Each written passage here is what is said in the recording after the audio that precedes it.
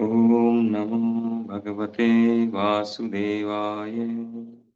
ओम नमो भगवते वासुदेवाय। ओम नमो भगवते वासुदेवाय। नारायणं नमस्कृत्य नरं चैव नरोत्तमं देवीं सरस्वतीं व्यासं ततो जयमुदीरये। नष्टप्रायेषु भद्रेषु नित्यं भागवत सेवया भगवती उत्तमश्लोके भक्तिर्भवति नैष्ठिकी। नमो विष्णुपादाय कृष्णपृष्ठाय भूतले श्रीमते भक्तिवेदांत स्वामिन्निति नामिने। नमस्ते सारस्वती देवी गौरवाणी प्रचारिणे निर्विशेष शून्यवादी पाश्चात्य देशताय। श्रीमद् भागवतम स्कंद 1 अध्याय 6 नारद तथा व्यासदेव का संवाद। श्लोक संख्या 1। सूत उवाच एवं निशम्ये भगवान् देवर्षि जन्म कर्म च भूये प्रपच्छे तं ब्रह्मन् व्यासे सत्यवती सुते। सूत गोस्वामी ने कहा, हे ब्राह्मणों, इस तरह श्री नारद के जन्म तथा कार्यकलापों के विषय में सब कुछ सुन लेने के बाद ईश्वर के अवतार तथा सत्यवती के पुत्र श्री व्यासदेव ने इस प्रकार पूछा। तात्पर्य। व्यासदेव नारद जी की सिद्धि के विषय में आगे भी जानने के इच्छुक थे, अतः उन्होंने उनके विषय में और अधिक जानना चाहा। इस अध्याय में नारद जी बताएंगे कि जब वे भगवान के विरह भाव में लीन थे और अत्यंत कष्ट का अनुभव कर रहे थे, तब भगवान ने किस प्रकार उन्हें थोड़ी देर के लिए दर्शन दिया। श्रील प्रभुपाद की जय। तो श्रीमद् भागवतम का पहले स्कंद का 6वां अध्याय है।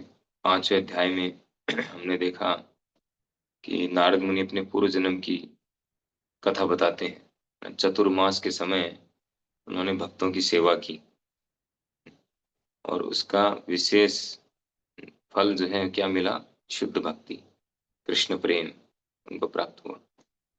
तो भक्तों की सेवा करने का बहुत बड़ा फल है और वो यहाँ पर नारद मुनि खुद बता रहे हैं कि किस प्रकार से उन्होंने भक्तों की सेवा की और फिर उनके निर्देशों का पालन किया, उसका क्या परिणाम हुआ।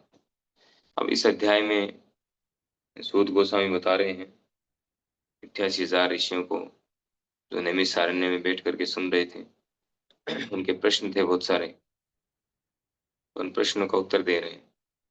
तो इसमें नारद मुनि से व्यास देव जी हैं, वो नारद मुनि के बारे में और ज्यादा जानना चाहते हैं कि किस प्रकार उन्होंने आध्यात्मिक प्रगति की, कैसे की, और अधिक जिज्ञासा।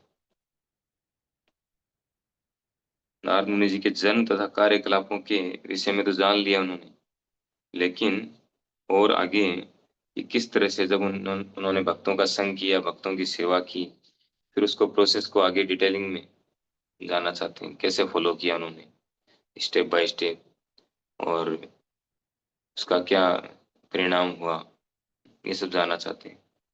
जिज्ञासा होना जरूरी है। प्रभुपाद जी यहाँ पे कह रहे हैं कि अधिक जानना चाहा, जिज्ञासा। तो जिज्ञासा तो सभी में होती है। हम देखते हैं कि हर व्यक्ति, प्रत्येक व्यक्ति में जिज्ञासा है। पशु पक्षियों में भी जिज्ञासा है, वो भी एनी टाइम ढूंढते रहते हैं खाना कहाँ है, भोजन कहाँ मिलेगा।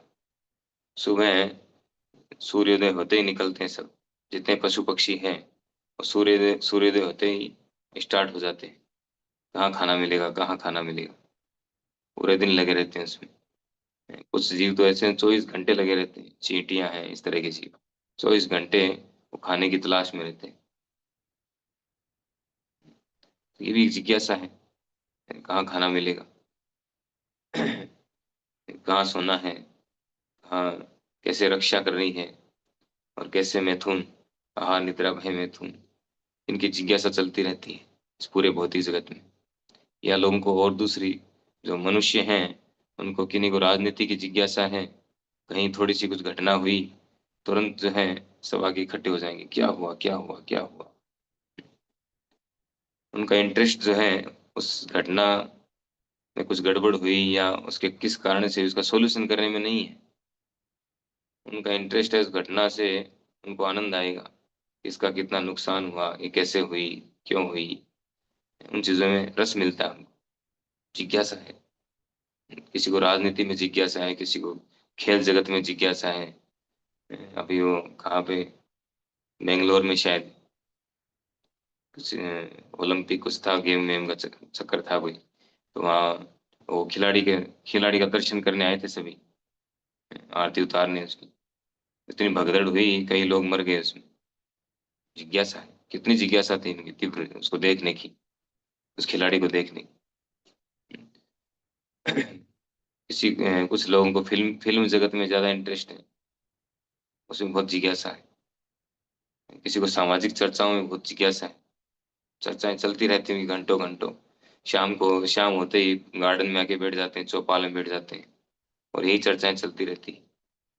या जनरली हम देखते हैं जब दो तीन व्यक्ति मिलते हैं तो आपस में अपने घर की बातें करते हैं, तुम्हारे घर में क्या चल रहा है, तुम्हारे घर में क्या चल रहा है, कहीं सास बहू की चल रही है, कहीं और कुछ चल रहा है, कहीं बिजनेस की बातें चल रही है। तो जिज्ञासा सब में है ना, और जिज्ञासा होना चाहिए। लेकिन क्या जिज्ञासा होना चाहिए, तो कहाँ से शुरुआत होनी चाहिए, तो कहते हैं अथा तो ब्रह्म जिज्ञासा। हमारे जो वैदिक शास्त्र हैं उसमें शुरुआत यहीं से है, अथा तो ब्रह्म जिज्ञासा। कि मनुष्य शरीर मिल गया है, बाकी जन्मों में हमने खूब जिज्ञासाएं की, आहा निद्रा भय मिथुन कैसे मिलेगा हमें, और कैसे प्राप्त करें, उसकी जिज्ञासाएं थी। तो मनुष्य जीवन मिल गया है तो अब हमें जिज्ञासा क्या करनी चाहिए, ब्रह्म जिज्ञासा, परम तत्व के विषय में जिज्ञासा करना चाहिए, परम सत्य को जानने की जिज्ञासा करनी चाहिए। जिज्ञासु श्रेय उत्तम है। जिज्ञासु श्रेय उत्तम। उत्तम जिज्ञासु कौन है, जो श्रेय वस्तु के विषय में जिज्ञासा करे। दो तरह की वस्तुएं हैं, श्रेय और प्रेय। प्रेय का अर्थ है जो हमें हमारी इंद्रियों को प्रिय लगती है, हमारे मन को प्रिय लगती है, उनकी जिज्ञासा। और दूसरा है श्रेय वस्तु की जिज्ञासा, श्रेय अर्थात आध्यात्मिक, आध्यात्मिक विषय में जिज्ञासा, जो हमें इस भौतिक जगत से बाहर लेके जाएगी। तो जिज्ञासा किस विषय में करना चाहिए, कौन श्रेष्ठ जिज्ञासु है, जिज्ञासु श्रेय उत्तम। जो श्रेय विषय में जिज्ञासा करे वह उत्तम है, वह उत्तम जिज्ञासु। तो अथा तो ब्रह्म जिज्ञासा, परम तत्व के विषय में, ब्रह्म के विषय में जिज्ञासा करनी चाहिए। मैं कौन हूँ, मैं क्यों कष्ट उठा रहा हूँ, भगवान कौन है, मेरा उनसे क्या संबंध है, ये सब जिज्ञासा होनी चाहिए। लेकिन जनरली हम देखते हैं लोगों की जिज्ञासा है ही नहीं इस विषय में, तो उनको कुछ पता ही नहीं है, पूरी तरह से जो है वो भौतिक चेतना में। इवन उनके पास जाकर के वो बताता भी है भगवान के विषय में, कुछ बताना चाहता है शास्त्रों के विषय में, वो सुनने को तैयार नहीं, टाइम ही नहीं उनके पास, ये स्थिति है। तो जिज्ञासा बहुत आवश्यक है। कहते हैं ना, इच्छा शक्ति, हमारे पास एक ही चीज है, विल पावर, इच्छा शक्ति। और उसका हम सदुपयोग भी कर सकते हैं, दुरुपयोग भी कर सकते हैं। उस विल पावर के द्वारा हम श्रेय वस्तु की जिज्ञासा कर सकते हैं, और उस विल पावर के द्वारा उसका दुरुपयोग क्या है, प्रेय वस्तु की जिज्ञासा।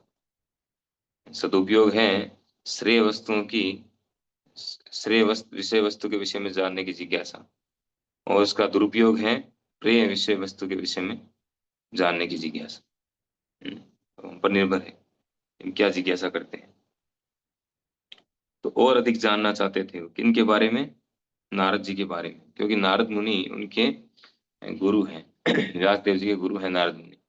तो नारद मुनि जी के विषय में और ज्यादा जानना चाहते थे, और जानने की बात भी है, क्योंकि नारद मुनि इतने फेमस व्यक्ति हैं, इतने महान भक्त हैं, एनी टाइम कृष्ण चेतना में रहते हैं, और कितने बड़े बड़े लोगों को उन्होंने भक्त बनाया है।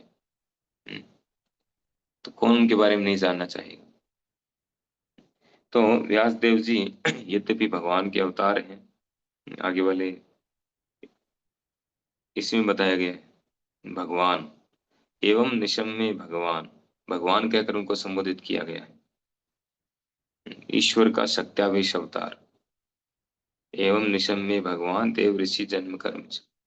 तो यहाँ व्यास देव जी को भगवान शब्द के द्वारा संबोधित किया गया है।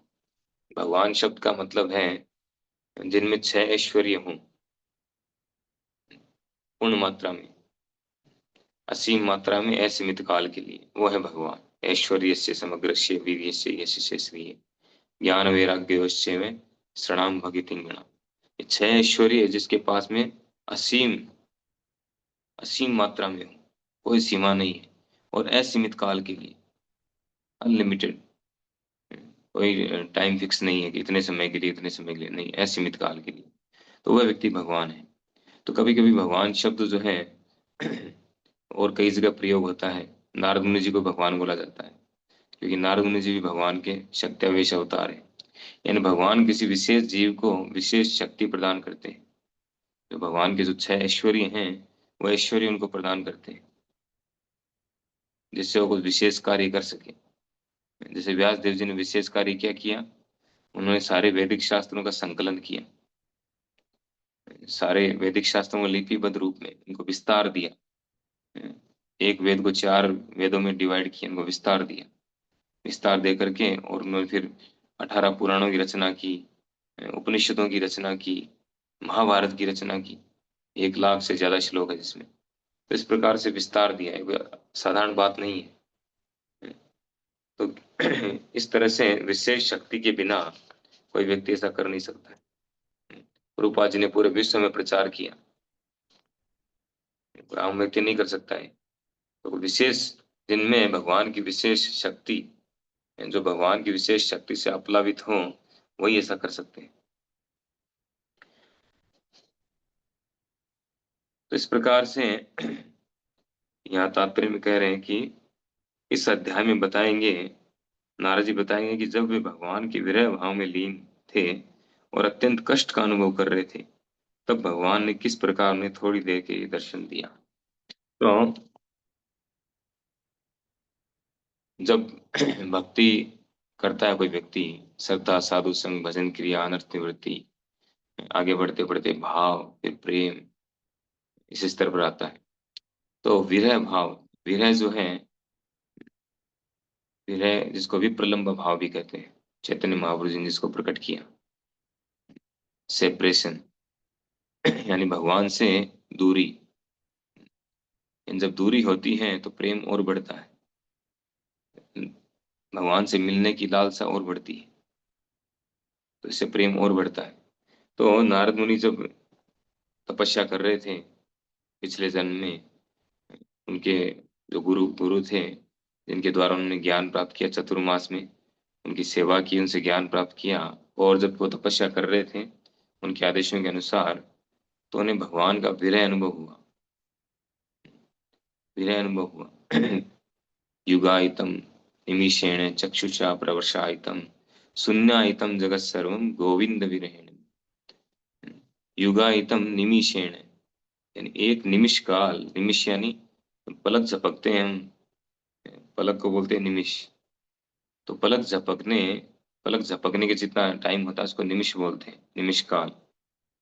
तो पलक झपकने का जो टाइम है, निमिष काल है, उतने समय के लिए भी युगायतम निमिषेण, वो समय भी क्या लगता है, एक युग की तरह लगता है, इतना लंबा लगता है। जो प्रेमी भक्त होते हैं, जो भगवान से प्रेम करते हैं, उनको पलक झपकने जितना समय भी, पलक झपकने से क्या होगा, पलक झपकते ही यानी भगवान का दर्शन नहीं कर पाएंगे। गोपियां तो गाली देती हैं ब्रह्मा जी को, हम्म, कि तुम ब्रह्मा, तुम क्या सृष्टा हो, ने क्या ये बनाई है, पलके बनाई है, पलके नहीं बनानी चाहिए थी।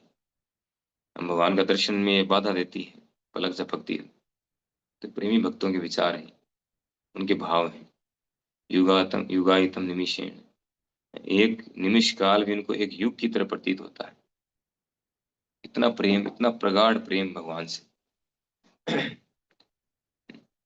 शून्यायतम जगस्य, युगा युगायतम निमिषेण चक्षुषा प्रवर्षायतम, और उनकी आंखों से अश्रुधारा बहती रहती है निरंतर। प्रवर्षायतम, वर्षा की तरह, मूसलाधार वर्षा होती है ना, वैसे उनकी आंखों से अश्रुधारा बहती रहती है। शून्यायतम जगत सर्वम, और संपूर्ण जगत उनको शून्य प्रतीत होता है। बिना भगवान की उपस्थिति के, भगवान के दर्शन के उनको लगता है पूरा जगत शून्य है, कुछ नहीं है इसमें, बेकार है, सब कुछ जीरो। शून्यायतम जगत सर्वम गोविंद विरहेण, गोविंद के विरह में, भगवान के विरह में। तो ये भाव हैं शुद्ध भक्तों के। तो जब नारद मुनि वहां पर तपस्या कर रहे थे, और तपस्या करते करते जब उस स्तर पे पहुंचे, तो उन्हें इतना विरह भाव हुआ भगवान से। तब जो है भगवान ने उनको दर्शन दिया कुछ समय के लिए, फिर बाद में प्रकट हो गए। ये पूरी कथा आगे आगे के श्लोकों में आएगी, इस पूरे अध्याय में हम सुनने पड़ेंगे। तो इस श्लोक में मूल जो बात बताई जा रही है कि जिज्ञासा होना जरूरी है। प्रपच्यतम, भूये प्रपच्यतम, पुनः पूछा उन्होंने। पहले जबकि बता चुके हैं, नारद मुनि सब कुछ बता चुके थे, लेकिन कह रहे हैं सेकंड लाइन में कि भूये प्रपच्यतम ब्रह्मन। सूत गोस्वामी कह रहे हैं सभी ब्राह्मणों से कि हे ब्राह्मणों, उन्होंने दोबारा पूछा, दोबारा जिज्ञासा की। आध्यात्मिक विषय जो है वो ऐसा है, आध्यात्मिक विषय ऐसा होता है, इसमें आनंद भी मिलता है, संतुष्टि मिलती है, तृप्ति मिलती है, लेकिन जिज्ञासा और ज्यादा बढ़ जाती है। और जैसे जैसे और सुनते जाते हैं, और सुनते जाते हैं, आनंद और बढ़ता जाता है, आनंद और बढ़ता जाता है। लेकिन भौतिक विषय में क्या होता है, भौतिक विषय में जैसे एग्जाम्पल के लिए, हमें भूख लग रही है, बहुत ज्यादा भूख लग रही है, एक चपाती खाएंगे, दो चपाती खाएंगे, तीन चपाती खाएंगे, हमारी भूख कम होती जाएगी। और लास्ट में ऐसा होगा कि हमें कोई अच्छे से अच्छी मिठाई ला के देंगे, रसमलाई ला के देंगे, तो अभी हम कहेंगे नहीं चलेगा, इनफ, किसी और को दे दो ये, अब नहीं खा सकते, चाहे कितनी टेस्टी क्यों ना हो, हमारी चाहे फेवरेट क्यों ना हो, हम नहीं खा पाएंगे। तो भौतिक विषयों में ऐसा होता है। या और भी कोई ले लें, भौतिक जो भी विषय है, भौतिक विषय में व्यक्ति ज्यादा होने से फ्राइड अप हो जाता है पूरी तरह से। लेकिन आध्यात्मिक विषय और जिज्ञासा बढ़ती जाती है, और सुने और सुने और सुने। आनंदम बुद्धि वर्धनम, ये आनंद का सागर है ये। आनंदम बुद्धि, आनंदम बुद्धि वर्धनम, प्रतिपदम पूर्ण अमृत आस्वादनम, और प्रत्येक पग पग पर जो है पूर्ण अमृत आस्वादन होता है, अमृत का आस्वादन वो बढ़ता जाता है, आनंद का सागर बढ़ता जाता है। इसीलिए इसमें जिज्ञासा बढ़ती जाती है। अगर हम वास्तव में ध्यान से सुन रहे हैं, आध्यात्मिक विषय को अच्छे से सुन रहे हैं, तो हमारी जिज्ञासा निश्चित रूप से बढ़ेगी। ऐसा भी नहीं करना चाहिए कई बार जब भक्त लोग सुनते हैं कि हमें जिज्ञासा करना चाहिए, प्रश्न करना चाहिए, तो इररिलेवेंट प्रश्न पूछने लग जाते हैं। क्या करें, कहा गया प्रश्न पूछो, कुछ भी पूछ लेंगे। एक तो ध्यान से सुनते नहीं है, तो कोई प्रश्न आता नहीं है दिमाग में, फिर बात को पूरा करने के लिए कि प्रश्न पूछना चाहिए, कुछ भी प्रश्न पूछ डालते। ऐसा नहीं है, ध्यान से सुनेंगे तब जिज्ञासा बढ़ेगी हमारी। इस प्रकार से ध्यान पूर्वक सुनना और जिज्ञासा करना ये बहुत आवश्यक है। आगे नेक्स्ट श्लोक में एक और शब्द है, कल डिस्कस करेंगे उसके बारे में, सद्धर्म प्रच्छा, बहुत महत्वपूर्ण शब्द है वो। हरे कृष्ण। श्रीमद् भागवत महापुराण की जय, श्रील प्रभुपाद की जय।